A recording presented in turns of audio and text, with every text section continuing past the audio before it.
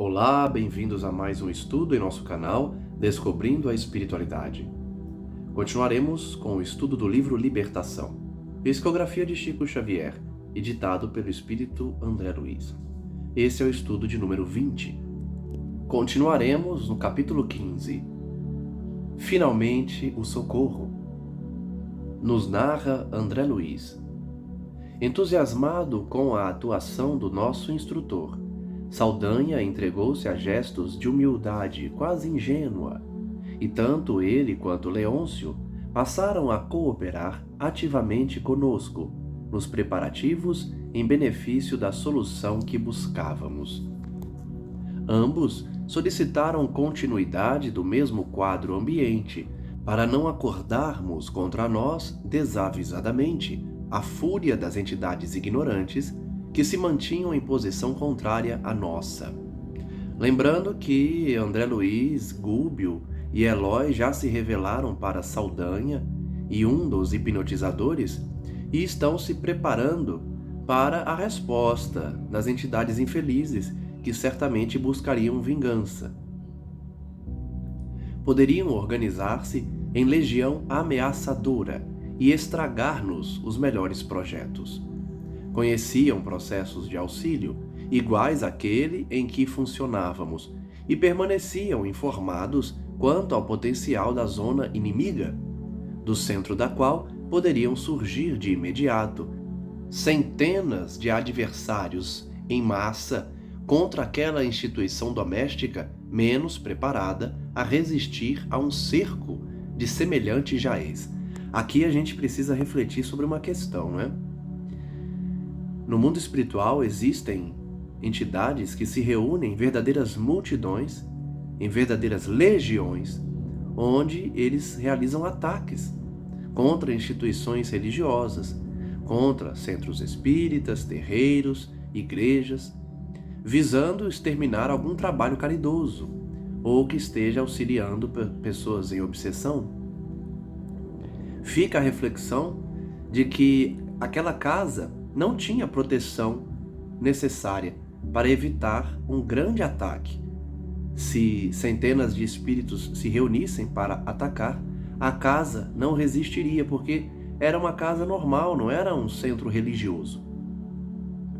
Aqui fica então a lição da obra, que existem, muitos ataques na região espiritual e que é necessário um preparo, é necessário um cuidado, que certamente as casas religiosas que coadunam com Cristo possuem essa proteção necessária para não cair diante de um ataque daquele jaez, daquele tamanho. Ouvindo-lhes os pareceres, atentei para a situação de Gaspar, sem dissimular minha justificada estranheza. O hipnotizador, de presença desagradabilíssima, pelos fluidos menos simpáticos que emitia, continuava ausente de nossas conversações. Relembrando, um dos hipnotizadores ainda não estava convencido. Apenas um deles, o Leôncio, que resolveu se converter, auxiliar Gúbio, mas Gaspar não. E aqui outra lição, O espírito inferior, ele exala fluidos menos simpáticos, fluidos desequilibrados, que causam mal-estar. Deve ter um cheiro ruim, um cheiro desagradável, deve deixar o ambiente pesado, Porque, pela descrição de André Luiz, era incômodo ficar perto de Gaspar. O próprio olhar, quase vítreo, incapaz de fixar-nos, dava ideia de paralisia da alma, de petrificação do pensamento. Por essas descrições, a gente consegue perceber que Gaspar, ele não está numa situação comum. Ele não está como um espírito desperto, consciente. Ele está tão envolvido na hipnose, naquele processo em que ele causa essa hipnose na obsidiada Margarida, que ele não tinha um olhar normal, era um olhar vidrado.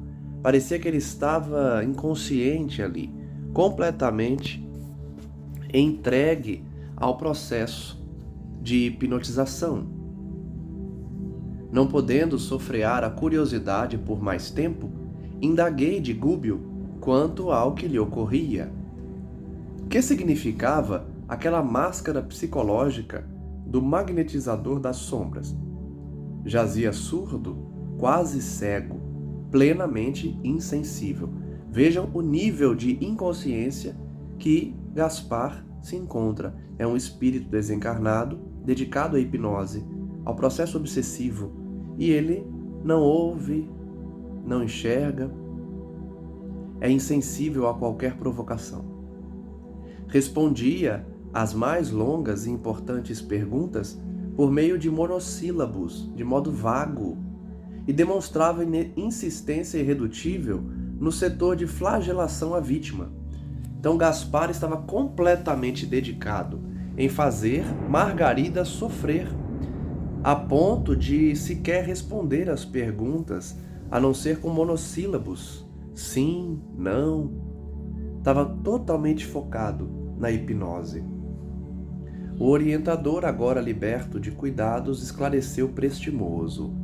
André, há obsessores marcadamente endurecidos de coração que se petrificam quando sob a influência de perseguidores ainda mais fortes e mais perversos que eles mesmos. Então vejam, há obsessores que estão sofrendo obsessões. Por quê?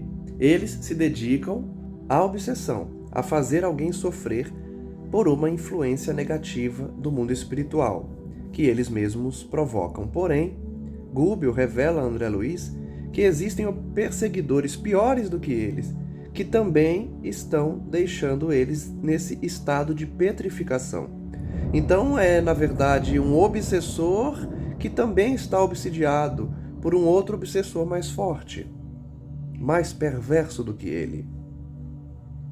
Inteligências temíveis das trevas absorvem certos centros perispiríticos de determinadas entidades que se revelam pervertidas e ingratas ao bem, e utilizam-nas como instrumentalidade na extensão do mal que elegeram por sementeira na vida. Nada mais é, então, que um processo obsessivo, porque eles usam esses espíritos que querem o mal e que decidiram se dedicar à maldade. Então, hipnotizadores, obsessores mais poderosos usam de outros espíritos também maus para servir de escravo, para realizar o que querem nos processos obsessivos. Gaspar encontra-se nessa situação, hipnotizado por senhores da desordem, anestesiado pelos raios entorpecentes, perdeu transitoriamente a capacidade de ver, ouvir e sentir com elevação. Ele se tornou completamente petrificado. Demora-se em aflitivo pesadelo a maneira do homem comum, dentro do qual a dilaceração de Margarida se lhe torna a ideia fixa, obcecante. Ele é quase que um ovoide, né? Porque o ovoide fica naquele pensamento fixo. O Gaspar deve estar nessa transição, porque o pensamento dele está completamente fixo na obsessão contra Margarida. E ele está perdendo as manifestações humanas, as expressões humanas de comunicação, de interação. Então eu acredito que se Gaspar continuar nesse processo, ele vai se transformar num ovoide, que nós já estudamos aqui, que são espíritos completamente desligados do plano humano, vamos dizer, perdendo inclusive a forma humana para apenas focarem na ideia fixa de vingança. Mas não poderá reintegrar-se na posse dos sentidos naturais? Perguntou André Luiz, sob forte impressão. A gente sabe que sim, né? Porque se até o ovoide consegue se recuperar, e o ovoide perdeu a forma humana, está acoplado ao perispírito de quem eles perseguem, Gaspar com certeza poderá também recuperar-se, né? Mas vamos ver a resposta de Gúbio. Perfeitamente, ele diz. O magnetismo é uma força universal, que assume a direção que lhe ditarmos. Olha só, Cristo também se utilizava do magnetismo, mas para curar, para fazer o bem, para transformar os elementos naturais em outros elementos, como o fenômeno da água transformada em vinho, da multiplicação dos pães e dos peixes, e em tantas outras situações, né, em que Jesus se utilizou da manipulação dos fluidos quando andou pelas águas, por exemplo. Mas também o magnetismo pode ser usado para o mal, onde o indivíduo vai ali, piorando a sua condição de perseguidor. Passes contrários à ação paralisante restituí-lo-ão à normalidade. Tal operação, contudo, exige momento adequado. Há necessidade no feito de recursos regeneradores intensivos, suscetíveis de serem encontrados junto a serviços de grupo, em que a colaboração de muitos se entrosa a favor de um só, quando necessário. Olha que bonito.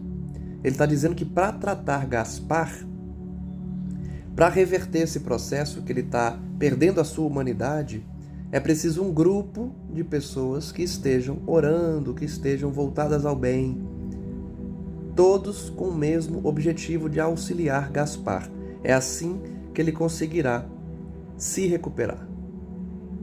Nesse instante, Saldanha abeirou-se de nós e pediu instruções, sem rebuços. Meu benfeitor, disse a Gúbio com reverência, compreendo que demonstrar de pronto a nova situação seria atrair sobre nosso esforço terrível reação de quantos passarão a vigiar-nos desapiedadamente. Com franqueza, vejo-me num campo novo e desconheço o caminho por onde recomeçar. Então Saldanha está com um pouco de receio, porque ele sabe que as entidades infelizes vão persegui-los, já que eles desistiram de obedecer o chefe, né, que é o Gregório. Ele decidiu auxiliar Gúbio no resgate de Margarida, porque Gúbio ajudou a sua família, ajudou o Jorge, né? E aí ele estava inseguro. O que será que vai acontecer agora que essas entidades provavelmente vão nos perseguir? O interpelado Gúbio anuiu com bondade. Sim, Saldanha, permaneces bem inspirado. Estamos fracos para batalhar em conjunto. É indispensável que Margarida alcance melhoras positivas antes de tudo. Aguardemos a noite. Espero situar o caso em algum núcleo de amor fraternal. Então eles vão pedir auxílio a um centro, né? Um centro espírita, um templo religioso. Até lá, convém guardarmos o ambiente doméstico sem alterações, mesmo porque Gaspar é outro doente, exigindo especial atenção. Traz o veículo perispirítico enfermiço e viciado, reclamando caridoso concurso. Então não é só a Margarida que precisa ser resgatada. O Gaspar também está doente. Mal não havia terminado a observação, e Gabriel entrou no aposento e abeirou-se da esposa, desalentada e abatida. Gabriel encarnado é o esposo de Margarida. Gúbio, agora senhor da situação, aproximou-se do rapaz, sem alarde, e colocou sobre a fronte dele a destra paternal, dominando-lhe no cérebro as zonas diretas da inspiração, dando curso naturalmente a forças magnéticas suscetíveis de inclinar o problema de assistência à solução favorável. Reparei que o esposo de Margarida, sob a influência renovadora, passou a contemplar a companheira enternecidamente. Tomou-lhe as mãos com sincera ternura e falou espontâneo. Margarida, dói-me ver-te assim, sob desânimo tão profundo. Pequena pausa pesou sobre ambos. Contudo, ao cabo de alguns momentos, tornou o marido de olhos iluminados por indefinível esperança. Ouve, uma ideia súbita me brotou no pensamento. Desde muitos dias estamos atropelados por remédios violentos e medidas drásticas que não te socorreram com a eficiência precisa. Consentes em que eu peça, em nosso favor, o concurso de algum amigo interessado em espiritismo cristão? Então vejam que Gúbio inspirou no Gabriel que ele procurasse o auxílio de um centro espírita. Porque os remédios não adiantaram, a visita deles à igreja também não resolveu, como a gente já estudou, e agora Gúbio inspira Gabriel a procurar o Espiritismo. Tocada por aquela onda de abençoado carinho que fluía imperceptivelmente de Gúbio, por intermédio de Gabriel, a doente abriu os olhos, cheios de interesse novo, como quem encontrara a inesperada senda salvadora, e concordou feliz. Estou pronta, aceitarei qualquer recurso que consideres, por tua vez, justo e digno. O esposo, num transporte de esperança, saiu precipitadamente, acompanhado de Gúbio, que nos recomendou a permanência ao lado de Saldanha, em preparativos de serviço para a noite próxima. Na intimidade do ex-perseguidor, não perdi tempo. Internara-me em atividade absolutamente nova para mim e desejava ampliar conhecimentos e recursos. Considerei que um trabalhador incompleto em minha posição precisa estudar sempre. E aproximando-me do verdugo transformado em amigo, interroguei. Então André Luiz estava aproveitando, né? Que Gúbio deu uma saidinha e ele estava ali, próximo de Saldanha, para fazer as perguntas que André Luiz tanto gosta de fazer, né? Ele então pergunta: Saldanha, como explicar tamanho temor de nosso lado perante os companheiros retardados, no sentido aqui de atrasados, né? Ele fixou em mim o olhar espantado e observou: meu caro, conheço suficientemente este capítulo. Se nos dispusermos a lutar abertamente, conservando conosco esta jovem senhora enferma em padrão físico de menor resistência, o malogro em nossos objetivos de socorro a ela será questão de alguns minutos. Veja um conhecimento de Saldanha. Ele sabe que não pode brigar diretamente com aquelas forças, sob pena de prejudicar a Margarida.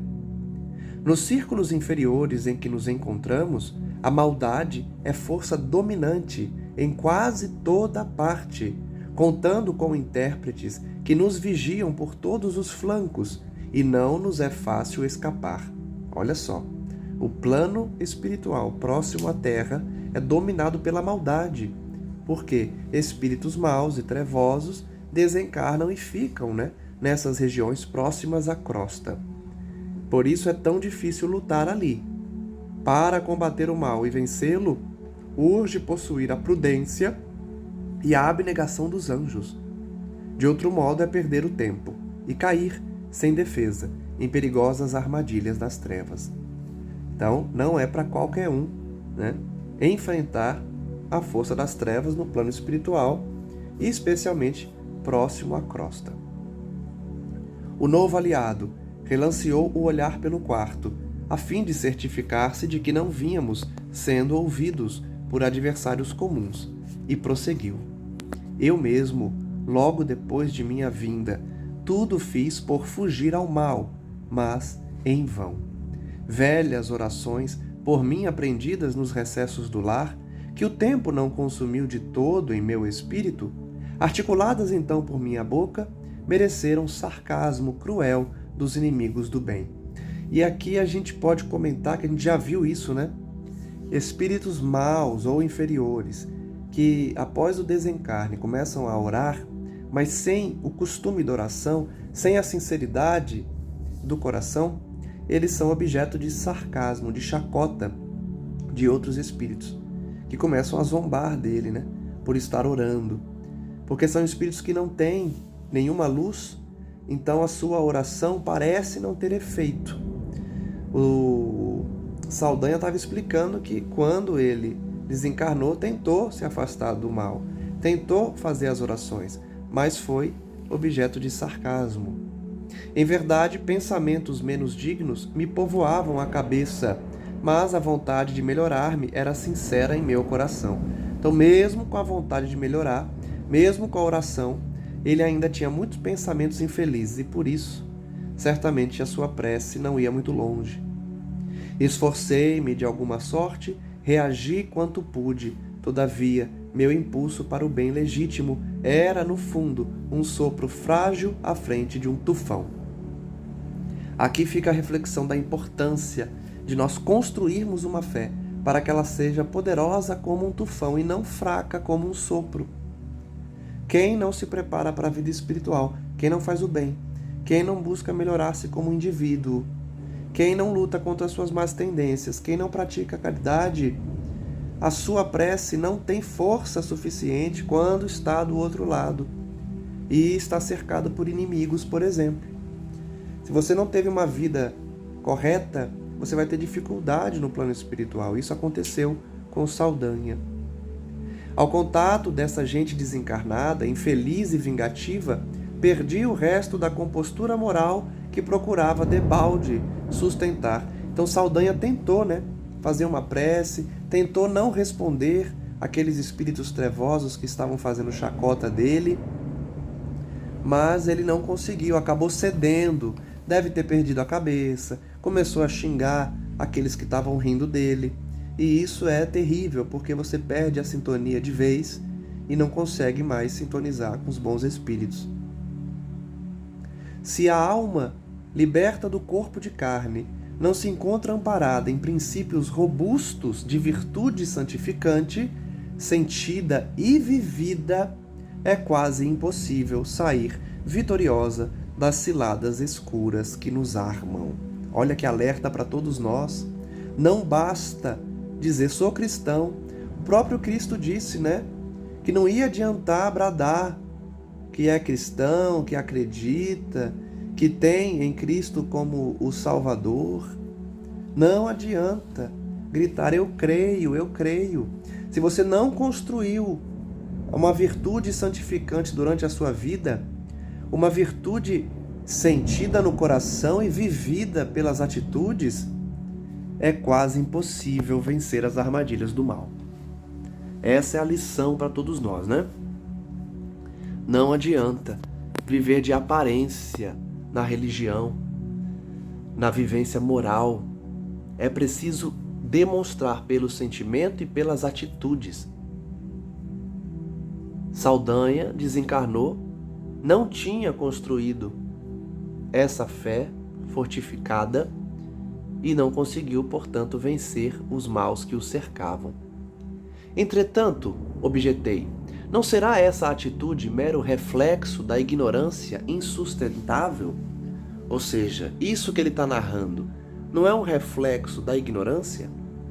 Admito que sim, elucidou o obsessor modificado, surpreendendo-me pela clareza de argumentação. Todavia, não desconheces que a maior dificuldade não nasce da ignorância em si mesma, mas de nossa dureza contrária à capitulação indispensável. Olha só, o que ele está dizendo? A maior dificuldade quando se desencarna e tenta se desvencilhar do mal, quando não cultivou durante a vida, não é a ignorância sobre o mundo espiritual, mas é a ausência de qualquer mérito, de qualquer experiência digna quando estava encarnado. Então, não tem para onde socorrer-se, de onde tirar uma elevação, é preciso construí-la. A sabedoria golpeia a insciência, a bondade humilha a perversidade, o amor verdadeiro sitia o ódio num círculo de ferro. No entanto, aqueles que são surpreendidos no campo da inferioridade manobram contra o bem deliberadamente 1000 armas de despeito, calúnia, inveja, ciúme, mentira e discórdia, provocando perturbação e desânimo. Então, o enfrentamento é contra espíritos que lutam contra o bem. Então não é fácil mesmo, é preciso construir durante a vida, é preciso ter mérito, é preciso ter amizades no plano espiritual que você conquista fazendo bem. Assinalando-lhe a palavra tão fortemente esclarecida, cuja desenvoltura e acerto me assombravam, ponderei. Teu próprio caso é um exemplo vivo.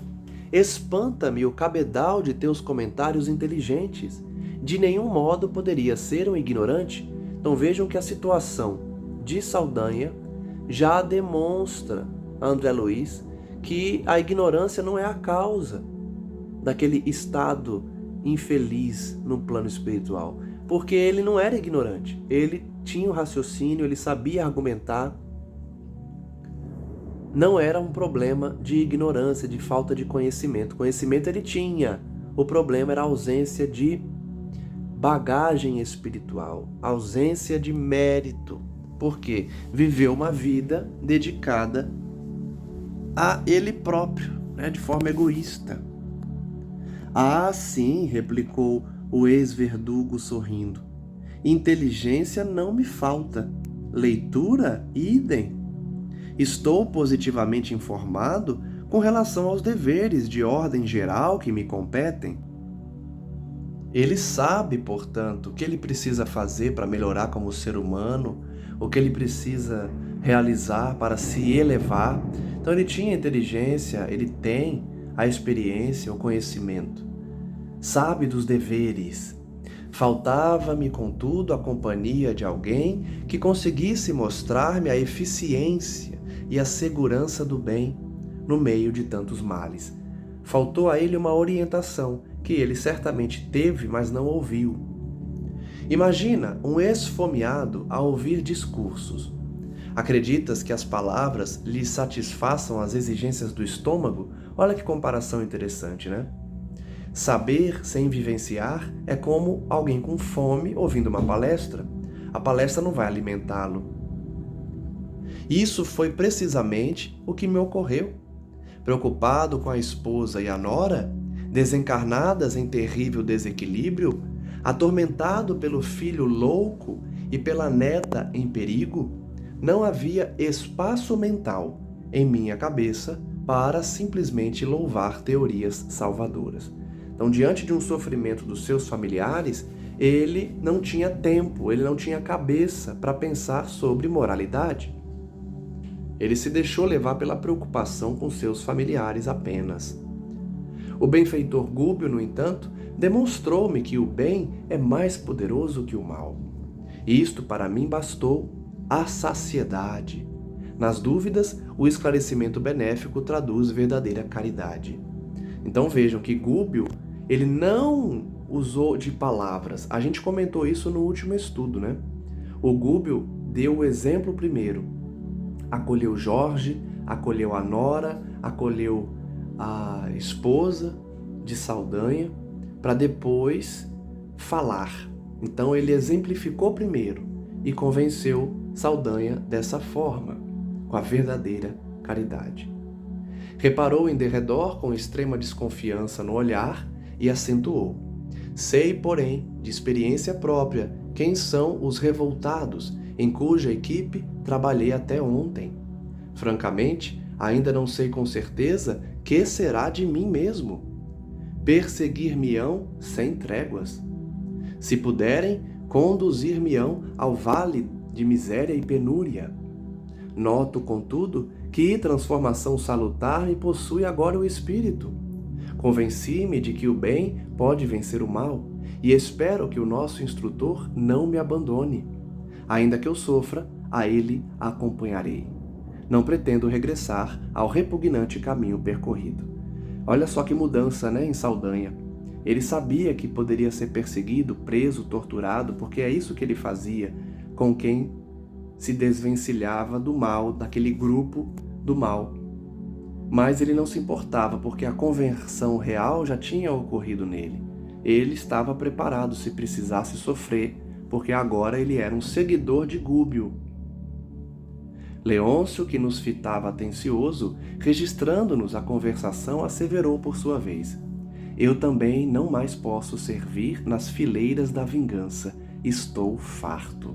Então, tanto Saldanha quanto Leôncio cansaram de se vingar, cansaram do mal, foram convertidos, porque perceberam que o mal não cura, que o mal não traz qualquer vantagem, a não ser a satisfação da vingança e do ódio, que com o tempo se torna amarga. Hipotequei aos dois nossa simpatia e prometi-lhes, em nome de nosso orientador, que lhes não faltaria acolhimento em plano superior. Sorriam satisfeitos quando Gúbio retornou ao compartimento da enferma, notificando que o problema fora resolvido. Margarida e o esposo compareceriam na noite próxima a uma reunião familiar, importante setor de socorro mediúnico. Então Gúbio inspirou Gabriel e conseguiu que eles encontrassem uma reunião espírita para tratar Margarida depois desse processo de resgate dos perseguidores também no plano espiritual. A doente encarnada e Gaspar, o hipnotizador traumatizado, receberiam recursos eficientes. Com ansiedade, aguardamos o anoitecer. De quando em quando, Gúbio colocava a destra sobre a fronte da enferma como a acentuar-lhe a resistência geral. Por volta de 20 horas, um automóvel recebia o casal, que se fez acompanhado por nós e pelo grande número de ovoides, ainda ligados à cabeça da enferma sob processo de imantação. Olha só, ele voltou a falar dos ovoides, né? O próprio Gaspar está nesse processo, nessa transição para se tornar um ovoide, porque a Margarida já tem vários acoplados, imantados no perispírito dela. São obsessores, com a ideia fixa de vingança. Saldanha tivera o cuidado de despistar todos os companheiros perturbadores que intentavam seguir-nos. Tranquilizou-os com palavras amigas, afirmando, aliás, com muita razão, que o assunto vinha sendo bem tratado. Alcançando confortadora vivenda, fomos admiravelmente recebidos. O senhor Silva, dono da casa, acolheu Gabriel e a esposa com inequívocas demonstrações de carinho, e Sidônio, o diretor espiritual dos trabalhos que se realizariam, estendeu-nos braços fraternais. Bonito, né? Os dois planos da vida, o físico com o senhor Silva, recebendo os encarnados, e no plano espiritual, Sidônio, diretor espiritual daquele centro. Lá dentro, 4 cavalheiros e 3 senhoras, os componentes habituais do círculo doméstico, ao que fomos informados, passaram a trocar ideias com os visitantes, reanimando-os e instruindo-os até que o relógio indicasse o momento exato para os serviços da noite. A indagação de Gúbio, Sidônio esclareceu muito seguro. Nosso agrupamento produz satisfatoriamente. Entretanto, poderia levar a efeito mais ampla colheita de bênçãos se a confiança no bem e o ideal de servir fossem mais dilatados em nossos colaboradores do plano físico. Vejam que Sidônio já está compartilhando de uma dificuldade do grupo mediúnico dele, né? Eles poderiam se dedicar mais, que eles poderiam ter mais confiança no bem. Sabemos que a instrumentalidade é essencial em qualquer serviço. O braço é intérprete do pensamento. O operário é complemento do administrador. O aprendiz é veículo do mestre. Sem companheiros encarnados que nos correspondam aos objetivos na ação santificante, como estabelecer a espiritualidade superior na crosta da terra? Então Sidônio já está reclamando, né, da falta de trabalhadores encarnados. Efetivamente, encontramos irmãos dispostos ao concurso fraternal, embora, forçoso é dizer, a maioria espere a mediunidade espetacular a fim de cooperar conosco. Eu que dou algumas aulas para os grupos mediúnicos posso afirmar isso, né? E faço questão de ressaltar nessas instruções. O médium não deve buscar essa mediunidade espetacular, não deve achar que vai ser o novo Chico Xavier. O exercício da mediunidade é um exercício de caridade, de doação, de sacrifício. O médium ele não está ali para ser exaltado, para ser homenageado, para ser chamado de missionário.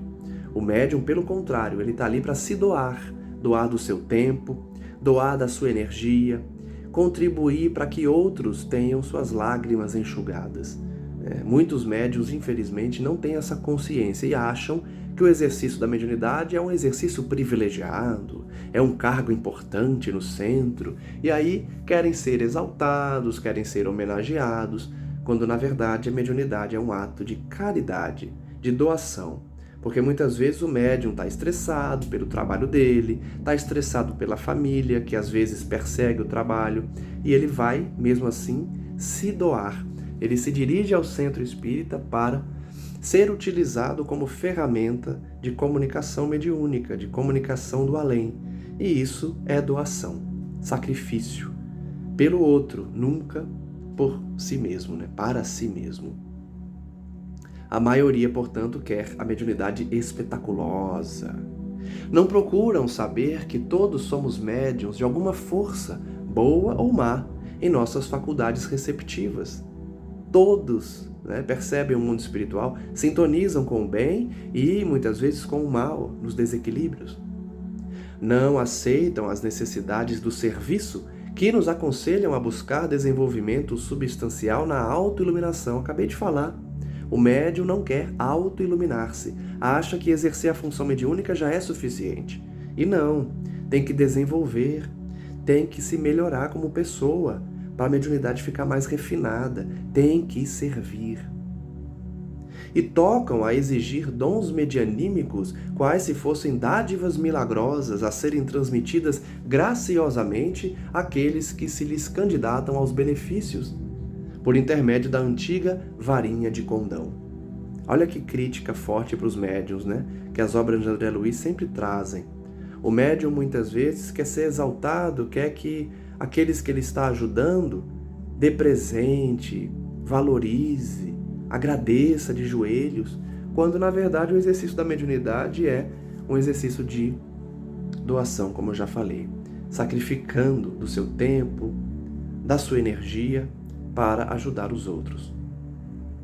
Esquecem-se de que a mediunidade é uma energia peculiar a todos, em maior ou menor grau de exteriorização. Energia essa que se encontra subordinada aos princípios de direção e à lei do uso, tanto quanto a enxada, que pode ser mobilizada para servir ou ferir. Comparação interessante que a gente já refletiu aqui antes, Mediunidade é ferramenta, e como uma ferramenta que pode ser utilizada para o bem ou para o mal, a mediunidade também. Vai depender de onde você, para onde você vai direcionar essa energia, com que tipo de entidade você vai sintonizar, se você vai manter uma vibração elevada para receber a visita de espíritos nobres, superiores, ou se você vai sintonizar com entidades rasteiras que querem o mal ou o desequilíbrio. Conforme o impulso, portanto, que o médium dá à sua faculdade, pode ser mobilizada para servir ou para ferir. Essa orientação tem que visar a melhora do médium, quando em serviço metódico.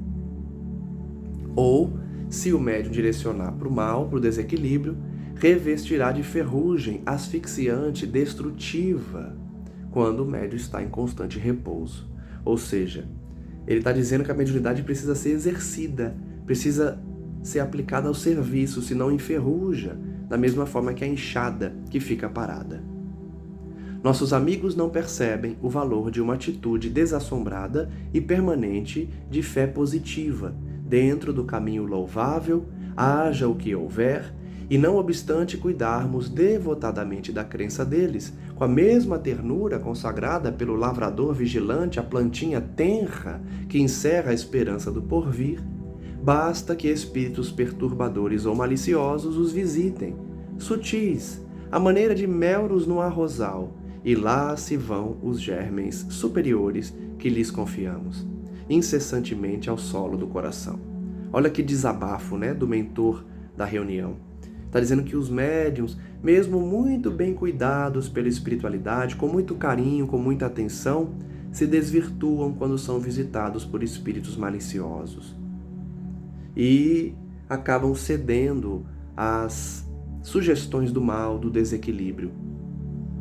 De um instante para outro, duvidam de nosso esforço, desconfiam de si mesmos, cerram os olhos ante a grandeza das leis que os cercam nos ângulos da natureza terrestre, e as energias mentais que deveriam centralizar em construção ativa e santificante, com vistas ao aprimoramento próprio, são desbaratadas quase que diariamente pela argumentação mentirosa de espíritos ingratos e menos permeáveis ao bem.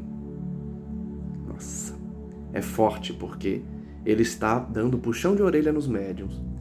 Eu, propriamente, conheço vários médiuns, que não têm essa confiança, que desconfiam da sua faculdade, que perdem essa fé e perdem também essa certeza de que a sua mediunidade é legítima, está sendo utilizada para o bem, ficam desconfiados de si mesmos.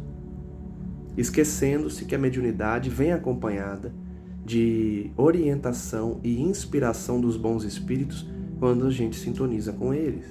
Não há por que temer, não há por que desconfiar. Se você está fazendo a sua parte, se você está auto-iluminando-se e exercendo a mediunidade com dedicação, com sacrifício, com doação, não tem por que desconfiar, não tem por que se entregar e perder a fé, porque a espiritualidade está ali.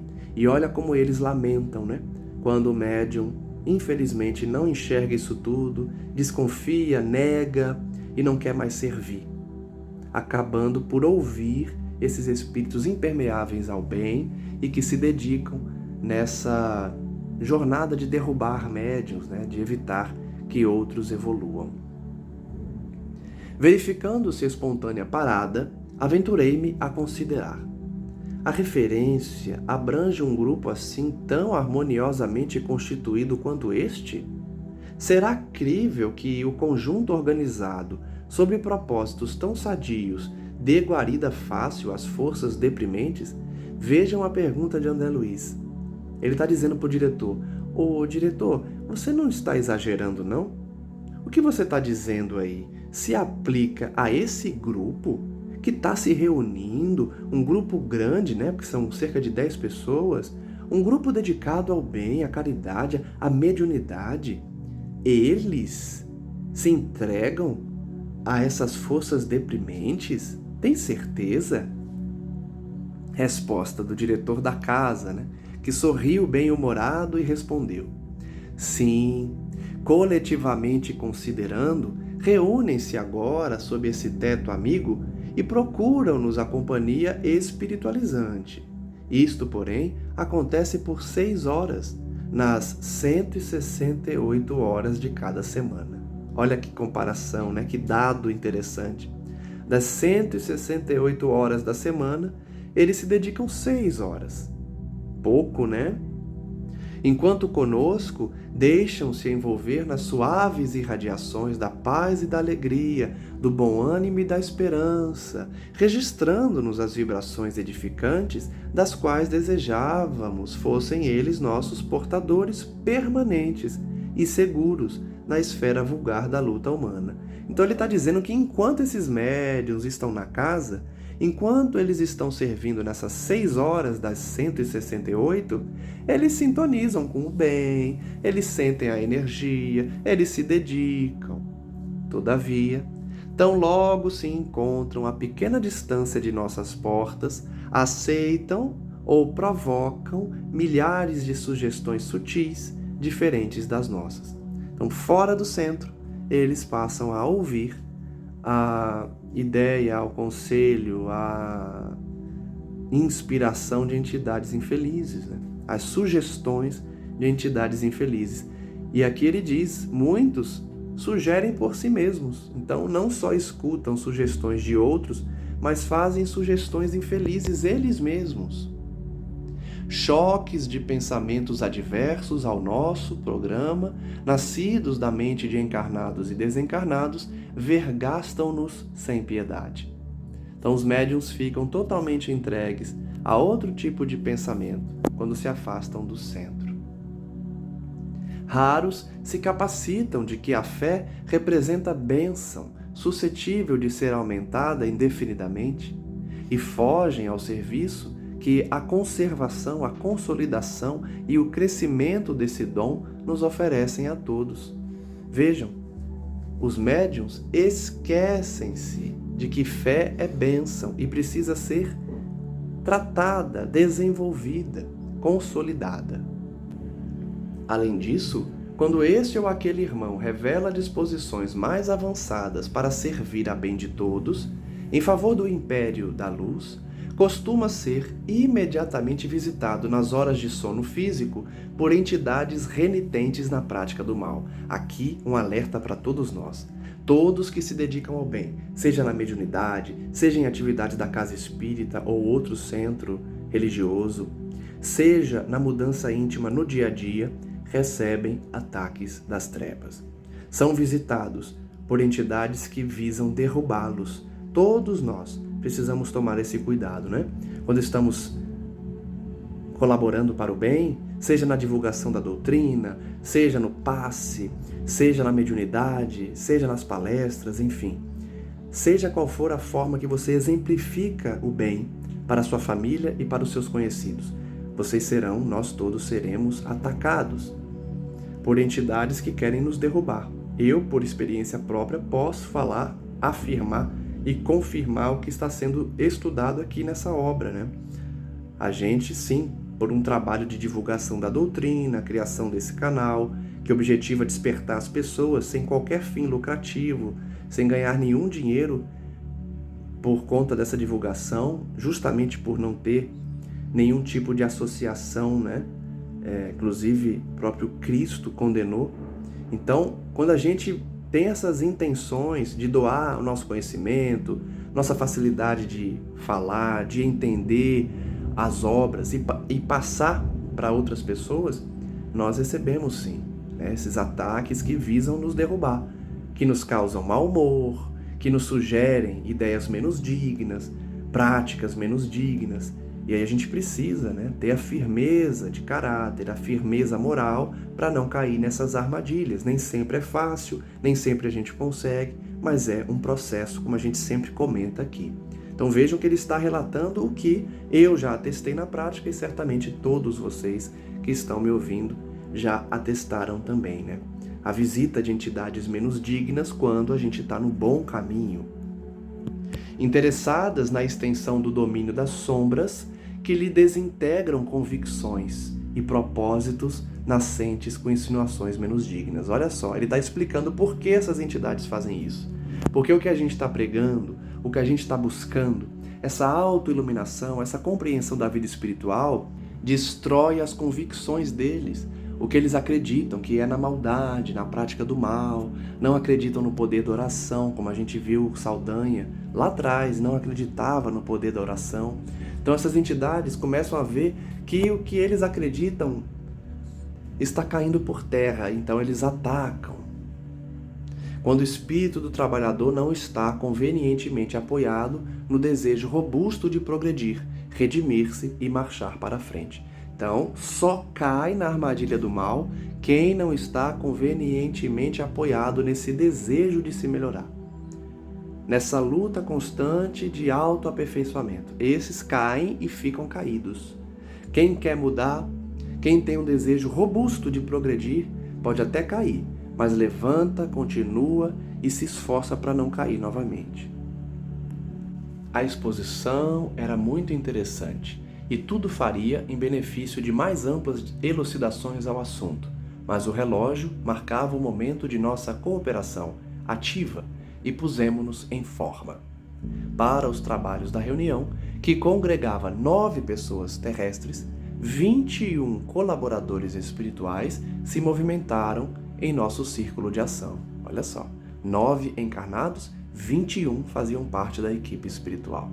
Gúbio e Sidônio, em esforço conjugado, efetuaram operações magnéticas ao redor de Margarida, desligando finalmente os corpos ovoides que foram entregues a uma comissão de 6 companheiros que os conduziram cuidadosamente a postos socorristas. Vejam como foi rápido, né?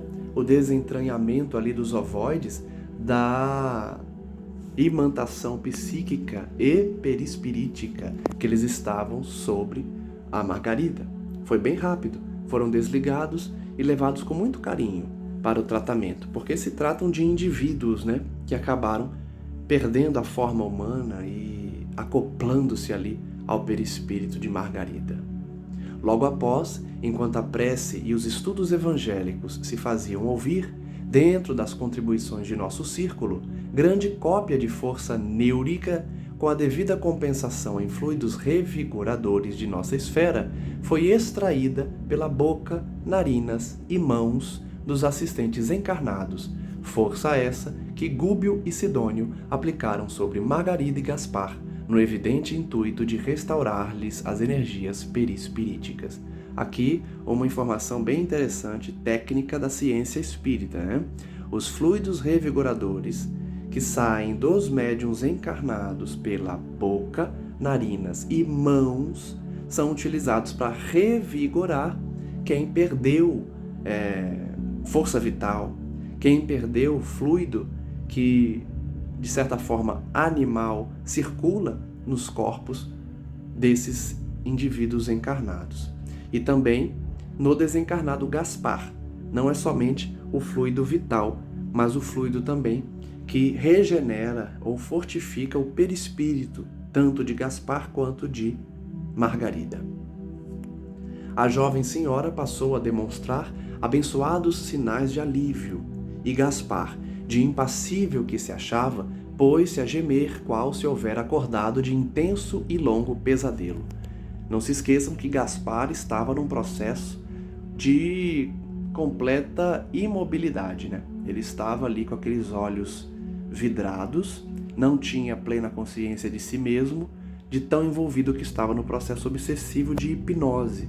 Lembrando que ele era o obsessor, ele era quem estava hipnotizando e mesmo assim era um dos que mais sofria, porque estava sofrendo também obsessão de entidades mais poderosas do que ele, voltadas para o mal.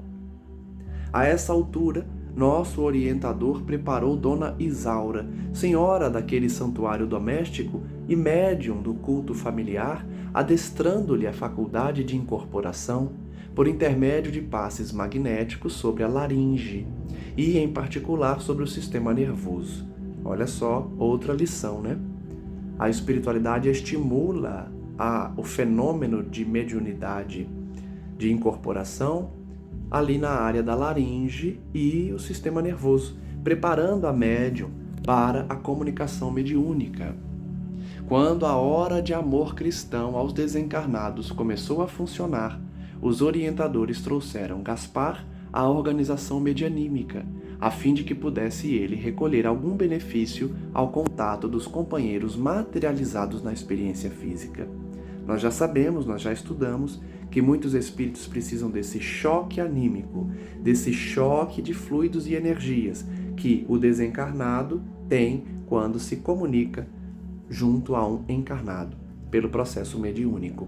O Gaspar, portanto, iria ter esse choque ao incorporar-se ali, ao conectar-se ao corpo físico da médium Dona Isaura e, consequentemente, se manifestar por ela, falando pela boca dela, se movimentando pelos trejeitos e pelos movimentos do corpo da médium. Essa organização, então, medianímica iria sofrer a interferência de Gaspar e ele recebe esse benefício quando entra em contato com o plano físico. Por isso a gente já ensinou aqui, já aprendemos juntos, na verdade, que o espírito precisa de nós encarnados para, no fenômeno da mediunidade, despertar. Por isso a espiritualidade precisa da gente. Muita gente pode afirmar, eles não precisam de nós, eles podem tratar esses espíritos lá. Eles precisam sim, tanto da força do encarnado, quanto da oportunidade dele doar-se, sacrificar-se para auxiliar. Esse é o papel da mediunidade. Lhe forneceram então energias vitalizantes esses encarnados, tal como acontece às flores que sustentam sem perceber o trabalho salutar das abelhas operosas. Reparei que os sentidos do insensível perseguidor ganharam inesperada percepção. Ele então estava melhorando de consciência. Visão, audição, tato e olfato foram nele subitamente acordados e intensificados. Ele que estava tanto tempo sem ter essas sensações, teve de volta e de uma maneira intensificada. Parecia um sonâmbulo despertando. À medida que se lhe casavam as forças, as energias da médium, mais se acentuava o fenômeno de reavivamento sensorial. Está vendo que eles precisam de nós encarnados? Quanto mais ele se conectava com a médium, mais ele sentia essas sensações de olfato, de tato, de audição, de visão. Apossando-se provisoriamente dos recursos orgânicos de Dona Isaura, em visível processo de enxertia psíquica. Para quem não sabe, o enxerto é quando você pega um vegetal, uma planta, e aproxima ele de outra planta de uma forma que ele fique amarrado a ela, fique conectado a ela, e com o tempo essas plantas se unem. Então essa enxertia psíquica, entre aspas, é para mostrar que eles estavam ali tão próximos e se conectando que ele deu o nome da técnica que é utilizada nas plantas, que é a enxertia. O hipnotizador gritou e chorou lamentosamente. Misturou blasfêmias e lágrimas, palavras comovedoras e palavras menos dignas, entre a penitência e a rebeldia. Olha que espírito rebelde, né? Ele começou a chorar, mas ao mesmo tempo xingar, e daqui a pouco pedia perdão, tentava fazer uma prece, se dirigir a Deus, mas já estava rebelde, xingando de novo. Faz parte do nível evolutivo de almas que estão despertando.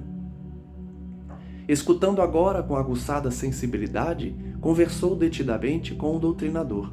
O senhor Silva, marido da médium, que é a dona Isaura, fez-lhe sentir a necessidade de renovação espiritual em edificante lição, que nos tocava as fibras mais íntimas. Mais um motivo que demonstra que eles precisam de nós encarnados. O diálogo que o doutrinador ou dialogador tem com o espírito é essencial para a recuperação dele. Primeiro ele precisa do choque do fenômeno mediúnico, depois ele precisa ter potencializado as suas sensações com a energia da médium, e depois ele conversa com o doutrinador, conversa com o dialogador, e assim vai se convencendo da necessidade de despertar. Depois de 60 minutos de exaustivo embate emocional, Gaspar foi conduzido por 2 servidores de nossa equipe ao lugar que lhe correspondia, isto é, a posição de demente com retorno gradativo à razão. Aqui outra lição, eu vejo muita gente ou muitas casas dizerem que o fenômeno ali mediúnico acompanhado da doutrinação é rápido, dependendo do caso. Mas vimos aqui que Gaspar ficou 1 hora conversando com o doutrinador. Eu já vi dirigente espírita proibindo mais do que 15 minutos. Precisa dar vazão a outras entidades, precisa ajudar outras pessoas, e aí limita o tempo de atendimento. Eu sou contrário a isso, né? Não acho que uma comunicação sem qualquer fruto, sem qualquer benefício, tenha que se estender por muito tempo, mas o diálogo com uma entidade sofredora não pode ter seu tempo limitado. Temos um exemplo aí do Gaspar que ficou 60 minutos conversando. O trabalho mediúnico é um trabalho de serviço, de dedicação ao outro. Você não limita o tempo que você vai ajudar. Eu entendo o raciocínio de alguns dirigentes que querem auxiliar o máximo de espíritos possível, mas eu acredito que o pensamento não deva ser esse.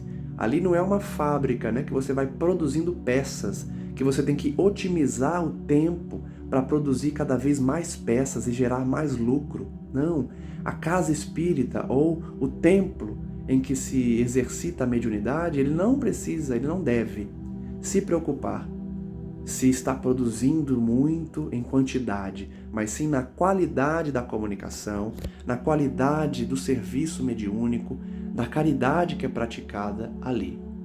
Fica também a lição, né? 60 minutos de exaustivo embate emocional, ou seja, o dialogador tentando convencer uma alma sofredora. Fica o tempo que precisar. Logicamente que não vai estender aí o horário da reunião, né? Que geralmente é 1h30, mas limitar a 15 minutos, limitar a um tempo muito curto, eu sou contrário. Ele então foi tratado, dialogado e foi levado para um local em que ele pudesse descansar, porque ele estava num estado de demência. Fim dos serviços ativos, a reunião foi encerrada, notando-se que imensa alegria transbordava de todos os corações. Margarida estava, enfim, aliviada, e em pranto pedia ao esposo agradecesse de viva voz as dádivas recebidas. Gúbio, porém, vendo Saldanha espantadiço, obtemperou. O triunfo essencial ainda não veio. Margarida recebeu amparo imediato, mas precisamos agora socorrer-lhe a casa, até que ela mesma incorpore a própria individualidade em caráter definitivo os benefícios aqui recolhidos. Que fique a lição.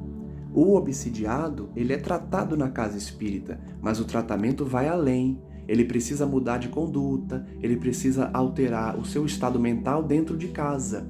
Margarida só se libertaria da obsessão quando, aproveitando esse momento que se distanciou dos obsessores, se convertesse também em casa, num local de adoração, no local de prece e principalmente de autoiluminação. Sorriu bondosamente e acrescentou: para que uma planta seja efetivamente preciosa, não basta que esteja bela e perfumada na estufa protetora. É necessário receber o auxílio externo, consolidando a resistência própria, de modo a produzir utilidades no bem comum. Então, comparando com a planta, o obsidiado precisa crescer por si mesmo, um auxílio interno de resistência pessoal, que é a oração, a reforma íntima, a mudança de pensamento e de conduta principalmente. E passando a entender-se com Sidônio, aceitou a colaboração por 10 dias sucessivos, de 12 companheiros espirituais incorporados ao agrupamento, destinado a reforçar as atividades defensivas na moradia de Gabriel, uma vez que, segundo Saldanha e Leôncio, do dia seguinte em diante, teríamos guerra aberta com os assalariados de Gregório, que viriam naturalmente sobre nós, temíveis e insistentes. Então vejam que, além do processo desobsessivo que Margarida passou, eles arregimentaram 12 colaboradores para proteger a casa de Margarida, que seria alvo de um intenso ataque das forças das trevas que não iriam aceitar essa desobsessão. Fica também a lição de que, quando a gente sai da casa espírita, precisamos trazer para casa também essa proteção, cultivando dentro de casa uma proteção para que entidades infelizes não adentrem e não tenham sucesso nos seus ataques também. Saldanha e Leôncio, ex-perseguidores, sabiam que um grupo forte iria atacar a casa e, por isso, 12 companheiros do Centro Espírita foram escalados para proteger a casa de Margarida. Encerramos assim mais um estudo, agradecendo a presença de todos que nos acompanham e rogando a espiritualidade amiga que continue a nos abençoar com essa inspiração, com essas lições, para que a gente compreenda o mundo espiritual e possa praticar a cada dia o caminho necessário para a nossa libertação. Que todos possam receber esse carinho, essas bênçãos, essas luzes, para que despertem em seus corações o que for necessário para abandonar o nosso velho eu e construir uma personalidade voltada para o cristianismo, para a prática da caridade, para a reforma íntima, para a autoiluminação. Que possamos colher os ensinamentos do estudo de hoje para aprendermos, principalmente, sobre a influência do plano espiritual, sobre as companhias espirituais que nós cultivamos e para que não caiamos nas armadilhas do mal e nos percamos nesse caminho de redenção que estamos buscando. Que a paz do nosso Mestre Jesus nos abençoe e que nesse momento possamos orar, agradecendo a esses amigos espirituais, pedindo a Cristo Jesus que continue a nos abençoar e nos proteger e que a nossa casa seja visitada por trabalhadores do bem, que protejam, que afastem o mal, que nos inspirem e que, por outro lado, nós tenhamos o mérito de ouvi-los, de colocarmos-nos em sintonia com eles, para que eles continuem perto de nós. Muito obrigado, amigo Jesus, e que a tua luz envolva toda a terra, abençoando a quem precisa, libertando os corações e trazendo a revelação para aqueles ainda adormecidos. Graças damos a ti, Senhor, hoje e sempre, e que assim seja. Um forte abraço a todos e até o próximo estudo.